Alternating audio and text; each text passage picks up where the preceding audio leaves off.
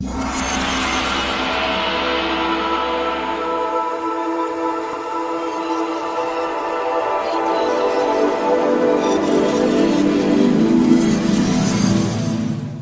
sets up the ship to crash land on Halo, and he takes his bridge crew to safety in a Bumblebee. He borrows a pistol and kills Nosily in one shot, just because he's a badass captain.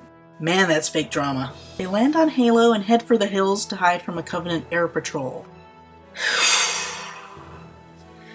A junior officer named Ellen Dowski then becomes traitress, and pure nastiness follows. Got a bad feeling about this. This whole part is just cruel. It's described that Dowski starts whining, and then complaining, and then she starts babbling about how they should turn themselves over to the Covenant to get a lighter sentence instead of just waiting to get caught. Keyes could sit her down and explain patiently that the Covenant are a hateful, genocidal empire that methodically exterminates their species, and that the only hope is to subvert them in every way possible. He could say that she has a duty to her fellow human beings back on Earth to do whatever it takes, no matter how slim it may seem. He could remind her that they have all lost friends at Reach, but that they have to be strong. Instead, he barks rank at her, and when she gets angry, everyone says cruel things to her, and then Keyes ties her up and gags her to let her be killed by the Covenant. This is like a misogynistic sexual fantasy. I'm serious. Pretty much.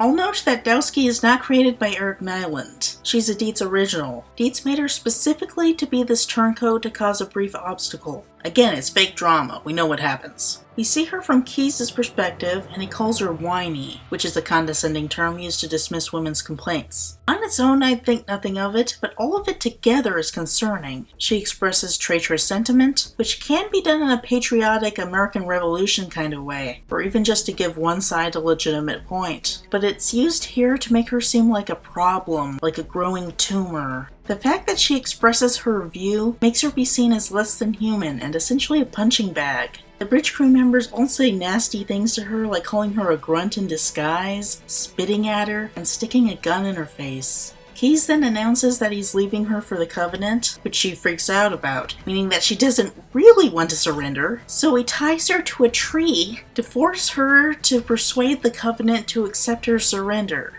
She actively struggles, and he ties her to a tree. So this is a punishment. A punishment for suggesting something he didn't like. Not because she's an active threat. He finishes it off with a nasty comment about how the only food she'll be able to eat now is Covenant food. And he actually says, bon appetit. Say what? That is bullying. Somehow, Jacob Keyes, this noble leader character whom John and Cortana respect, has been written as a bully. And this isn't looked down upon at all. There is supposed to be no contradiction between this bullying behavior and respecting Keyes as a noble leader. That is absolutely unacceptable. We are actually led to support a woman's torture. Maybe if she were created to be a minor villain with active agency, like maybe she's a rebel spy working for Jacob Giles, trying to destabilize the UNSC presence on Halo so that the rebels can take over, that would be one thing. But this is just a misogynistic torture fantasy, where a woman is created to be nothing more than a problem. And then we're led to support her humiliation and torture. I'm serious, this reads like one of the misogynistic sex fantasies you'll find online, with these cynical teen boys writing sick torture porn. I am shocked. Almost too shocked for words. And then, a few pages later, surprise surprise, Dowski betrays them to the Covenant. And they're shocked! I mean, it's not like they literally tied her up and gagged her while there were Covenant air patrols flying around. I'm not saying she should betray them. It's just that they really don't have the moral high ground here. But it's treated like she's the ultimate evil. Like she got even worse in her ability to thwart the good guys. Come on, they engineered that problem. Your actions do not make sense. Hikoa screams at her, "You bitch!" Yeah, it's not like Hikoa was complicit in what I'm pretty sure is a war crime, but Hikoa is supposed to be the good female bridge crew member. He calls to mind how women are supposed to tear each other down, and how there are these one of the guys women who are accepted into male social circles because they say, "I'm not like other girls," and then tear down other women. And her screaming attracts the attention of an elite, and the elite kills her. No, not Hikoa! She was so Asian, and, Asian, and she had the thing where she was, she was Asian. Seriously, there is nothing to her character but Asian stereotypes. We're supposed to like her, though, probably because white American culture fetishizes Japanese women. Simply being Japanese is supposed to be a selling point, hence the stereotypes. The story being from the white male Keys' perspective, it's eerily similar to a white male fantasy about having a one-of-the-guys, hot Asian female friend who honors you as the superior in the room and partakes in your abuse of that one whiny bitch who won't stop challenging your authority. Get out of my lab. I know it's a military setting, but the leader characters should be respected because they lead with honor and respect, not just rank. Honor is something crucial to the depictions of the military in which we are supposed to respect them. The scene depicts Keys and his crew displaying very dishonorable conduct. How can I possibly respect them? Sod off! Dowski cries out at Hikowa's death. The elites lied to her and said they wouldn't kill them if they surrendered. We're supposed to scoff at this. Obviously, the Covenant would not accept surrender. But is it obvious that they would lie? They mostly seem incredibly blunt with humans, assured of their own superiority. We do see that the Covenant take prisoners, so it's not hard to believe that they'd accept surrender, especially when you're a desperate woman tied and gagged by your fellow officers, and, told to plead with them for mercy. This thing is falling apart! The elite kills her because she's outlived her usefulness. It seems like we're supposed to take that as that stupid, whiny bitch got what she deserved. She is completely dehumanized, and her death does not have the emotional impact of Hikowa's. She is not treated with empathy as a human who just wanted to survive, just as an obstacle to be disrespected because she caused trouble for the main bridge crew. The elites capture Captain Keys for interrogation, and they bring him to the Truth and Reconciliation's brig. When he sees the cells, he narrates that the Covenant does sometimes take prisoners after all. This feels like the author struggling to connect his torture fantasy back into Halo canon. Of course the Covenant takes prisoners. When you play the game, you rescue Keys and other humans from Covenant cells. Them taking prisoners is a foregone conclusion. But Dietz really wanted to write that torture scene for some reason. Cocky bastard. Just loves to run his mouth. The ODSTs fortify a series of Forerunner structures and dub the area Alpha Base. After Master Chief organizes the various Marines that crash-landed on Halo, they reconvene at Alpha Base.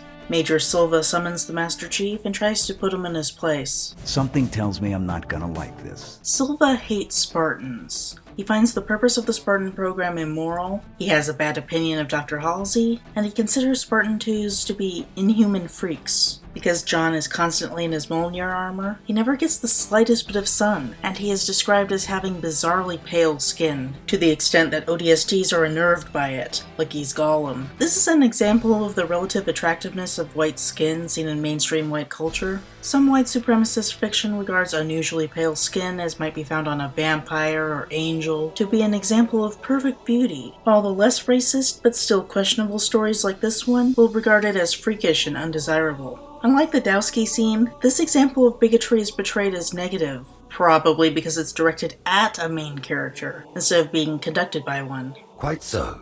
Master Chief gains the respect of the Marines throughout the course of the story. He goes to get the captain back. He and a bunch of Marines secure the Truth and Reconciliation's gravity lift, and then the ship beams down Hunter reinforcements. The Hunters are a chief example of early installment weirdness. They are mostly covered in blue armor, with patches of orange visible, and that's where you shoot.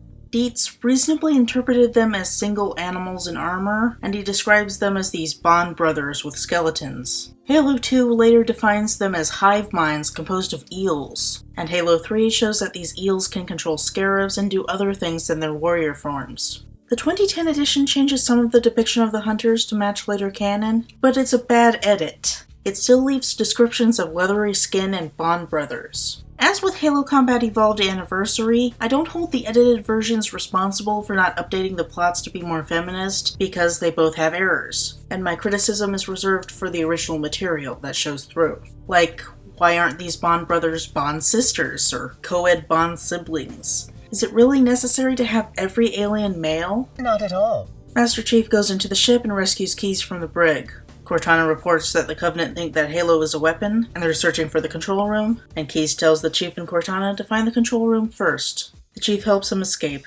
McKay leads an attack on the Covenant presence surrounding the crashed Pillar of Autumn, in order to acquire supplies for Alpha Base. These side story action scenes are far more interesting to read about than the Master Chief just regurgitating gameplay, and I'm sure that the author knew that because they're described in equal detail. McKay makes a fine UNSC figure to root for, and her knowledge of battle tactics makes her a capable protagonist with active agency. Her subordinates appreciate her, and they are given good reason to do so. It's kind of what they were going for with Miranda Keyes, but on the level of a Marine character like Sergeant Johnson. I like her. While the attack goes on, Captain Keyes has a talk with Major Silva. Keyes respects the chief, but Silva argues that they shouldn't respect him because he represents something evil. Keyes argues, logically, that Master Chief is a victim of the Spartan program and shouldn't be held accountable for its actions. Interestingly, Keyes does try to defend the Spartan program by saying that it was necessary to defend the human race from the Covenant. Even though the Spartan program was created to defeat the rebels, and he knew that, he directly observed Dr. Halsey selecting John for the Spartan program way before the Covenant was a known threat. Whether this is Dietz' error, a memory lapse on the part of Keyes, or an example of consequentialist philosophy is unclear. This argument is commonly put forward as a defense of the Spartan program, but it is later looked at critically in Halo Glasslands, and firmly rejected in Halo 4. Just the way I like it. Silva reveals that a scene in Fall of Reach where ODSTs who held that same irrational prejudice baited John into a fight, in which they went after him with lethal force and John put them in the hospital, was actually staged by ONI, Office of Naval Intelligence. ONI told Silva to tell the ODSTs to pick a fight, and Silva observed John put those men in the hospital but not be punished for it, and in fact be honored for it. Now obviously there's no point in blaming John when ONI is behind everything, but we can see why Silva holds a grudge against him. We can understand his prejudice. Silva is an antagonist, but he's treated with the respect of a human being. Compare this to Dowski,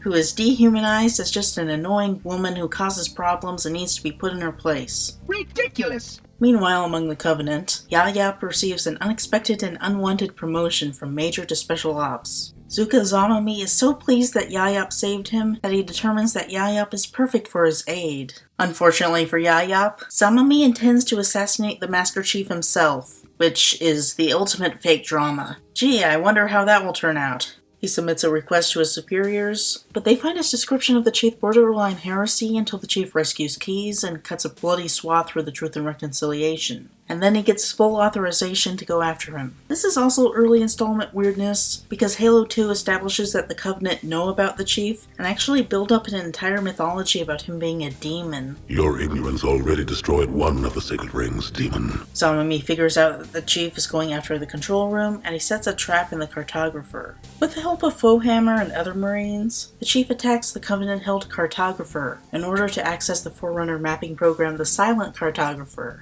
Zamami and Yayop attack, but a hunter, referred to as male in the 2010 version despite being a hive mind of eels, bumps into Zamami, causing confusion. A stupid grunt named Linglin, which is actually an obscure reference to Bungie internal mythology, fires and kills the hunter, which falls into the other hunter, which then slips on a banana peel, and there's an overall silly mess. Zamami and Yayop hide, while the Master Chief and Cortana finish their mission. I'm starting to fear that you're not very smart. While McKay gets her people back to Alpha Base, we get a look into the Covenant internal politics, where Field Master Noga Putami is suspicious of an agent sent by the Council of Masters named Ado Mortumi. Mortumi was sent to observe both Putami and the humans and report back, but he is nominally only there to observe the humans. Putami calls him a spy. The two of them bicker. When McKay's forces get closer, they engage her in combat. We get another really fun action scene. So, why couldn't either of these elites be female? Seriously? How tiresome.